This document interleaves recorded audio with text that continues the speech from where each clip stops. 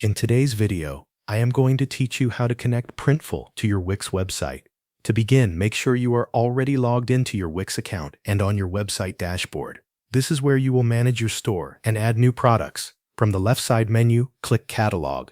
Inside the Catalog section, select Find Products to Sell. This will open the area where Wix shows product sourcing and print-on-demand options that you can add to your store. Next, open Find Print-on-Demand Products. Here you will be able to browse the available Printful items that can be connected to your Wix website. You can scroll through the product selection or use the search feature to find the exact item you want to sell. Once you find a product you want to add, select it and begin customizing it with your design. Depending on the product, you may be able to adjust the artwork placement, choose product variants, and review how the final item will look before adding it to your store. Take a moment to make sure everything looks correct. After you finish the customization, click Add Product. Wix will then begin syncing that Printful product with your online store. This may take a short moment, so give it a little time to complete. When the sync is done, go back to Catalog and then open Store Products. From there, select Products. This is where you can confirm that the item was successfully added to your Wix store.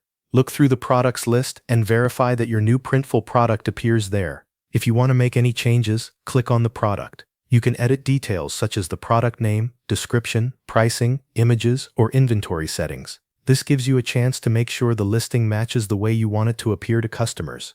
After that, click Preview to check how the product looks on your storefront. This is an important final review step because it lets you see the product page from the customer perspective. Make sure the images display properly, the product information is accurate, and the pricing is correct. If your latest updates are not yet live on your website, go ahead and publish your site so the changes appear for visitors. Thanks for watching. That covers everything you need to know.